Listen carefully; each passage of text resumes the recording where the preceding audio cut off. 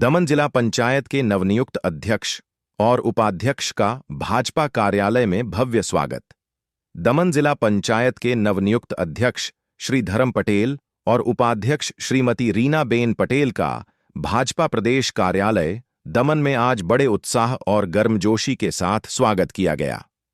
Party कार्यकर्ताओं और पदाधिकारियों ने पुष्पगुच्छ भेंट कर दोनों का अभिनंदन किया तथा उनके नेतृत्व में जिले के सर्वांगीण विकास की उम्मीद जताई। इस अवसर पर भाजपा दादरा नगर हवेली एवं दमन दीव क्षेत्र प्रभारी श्री दुष्यंत भाई पटेल और क्षेत्र महामंत्री श्री जिग्नेश भाई पटेल विशेष रूप से उपस्थित रहे। दोनों वरिष्ठ नेताओं ने नवनियुक्त अध्यक्ष एवं उपाध्यक्ष को पदभार संभालने पर हार्दिक शुभकामनाएं देते हुए विश्वास जताया कि उनकी टीम स्थानीय स्वराज संस्थाओं को और अधिक मजबूत बनाने में महत्वपूर्ण भूमिका निभाएगी। कार्यक्रम के दौरान पार्टी पदाधिकारियों ने आने वाले समय में विकास कार्यों को तेज गति से आगे बढ़ाने, जनता की समस्याओं के समाधान और पंचायत स्तर पर पारदर्शिता बढ़ाने की प्रतिबद्धता दोहराई। भाजपा कार्यालय में हुआ यह स्वागत समारोह उत्साहपूर्ण माहौल और बढ़े हुए जनसमर्थन के साथ सफलतापूर्वक संपन्न हुआ।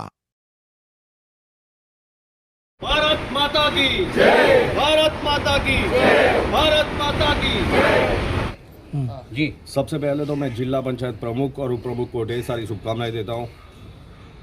मैं आप सभी लोग को बताना चाहता हूं, भारतीय जनता पार्टी ने जिला पंचायत प्रमुख पहली बार बड़ी दमन से बनाया है। ये अपने आप में बहुत बड़ी बात है।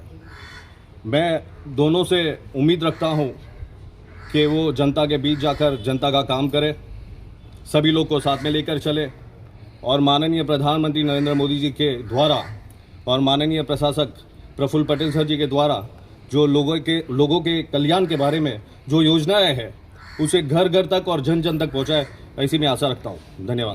भारतीय जनता पार्टीનો દિલથી આભાર વ્યક્ત કરું છું કે જેમણે મોટી દમણને ફર્સ્ટ ટાઈમ મોટી દમણને પ્રેસિડેન્ટની દાવેદારી માટે સપોર્ટ કર્યો છે। એ બદલ હું ભારતીય જનતા પાર્ટીનો આભાર વ્યક્ત કરું છું।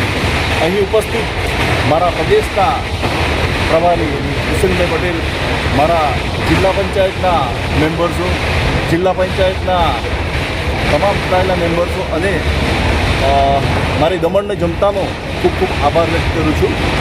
અને પ્રદેશના મહામંત્રી જિગ્નેશભાઈનું સ્પેશિયલી કે તેમણે મને ચૂંટીને લાવ્યા અને પ્રેસિડેન્ટ બનાવ્યો તે બદલ મોટી દમણ તરફથી હું ખૂબ ખૂબ આભાર વ્યક્ત કરું છું। કઈ રીતે બહુ વિકાસ થશે આ વિસ્તારનો? વિકાસ તો જિલ્લા પંચાયતમાં જે રીતે ભાજપ સરકારે બહુમતી મેળવી છે તે રીતે અમે વિકાસને સાથે લઈને લોકોના ઘર ઘર જઈને વિકાસ કરીશું। મુખ્ય કયા કામ રહેશે? ત્રણ લોકોના મુખ્ય કામ રહેશે કે લોકોને પ્રાથમિક સુવિધા રોડ, પાણી, લાઇટ અને બેઝિક જરૂરતો જેમ કે ગટર લાઇનના પ્રોબ્લેમો છે તે બધા લાઇટ પ્રોબ્લેમો હવે સોલ્વ કરીશું। ઓકે, આવનાર સમયમાં અમે ભારતીય જનતા પાર્ટી તરફથી ભારતીય જનતા પાર્ટીના સપોર્ટથી વિકાસ કરીશું।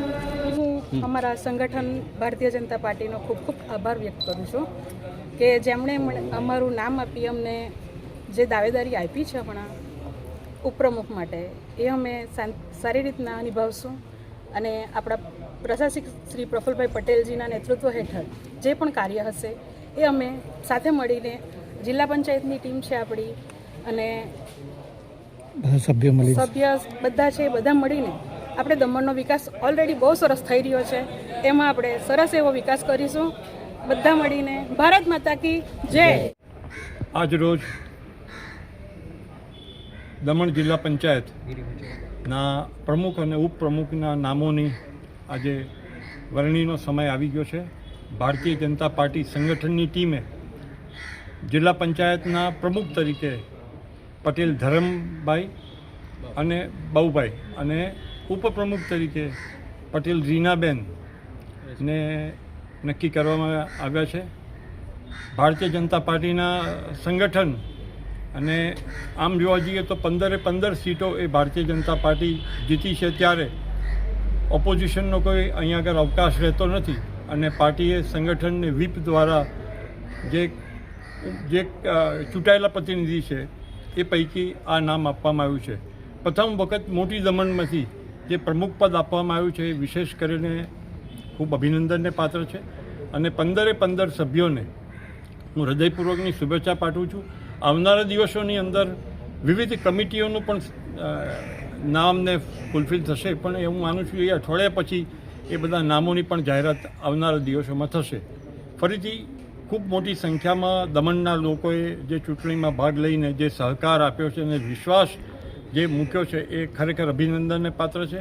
અને ખાસ કરીને અહીંના પ્રશાસક માનનીય પ્રફુલ્લભાઈ પટેલે જે વિકાસના કાર્ય કર્યા છે એને ઓર ગતિથી હજુ વધુ સારી રીતે દમણ અને દીવ અને દાદરાનગર હવેલીના તમામ જગ્યાએ આવા જ સારા કાર્યો થતા રહેશે એટલી અમને સંપૂર્ણ વિશ્વાસ છે. અને ફરીથી દમણના તમામ મતદારોએ જે આ ચૂંટણીની અંદર ભારતીય જનતા પાર્ટી પર વિશ્વાસ મૂક્યો છે એ બધાને હૃદયથી આભાર વ્યક્ત કરું. પ્રમુખ ઉપપ્રમુખને આજે સમયગાળા શું રહેશે? જે પ્રોટોકોલ હોય જે મર્યાદા હોય રહેશે, પણ અમારે ત્યાં પ્રમુખ અને ઉપપ્રમુખની વરણી થઈ છે ત્યારે બધાને સાથે રાખીને કાર્ય કરવાનું રહેશે. એ બધાને જ એવો ખ્યાલ હોય છે જ્યારથી ચૂંટાય ત્યારથી. એટલે અમારો આજે પણ એ સંદેશ છે કે જે કંઈ હોય નીચેના છેવાડાના વ્યક્તિ સુધીના કામો થાય એ અમારી પ્રાથમિકતા રહેશે.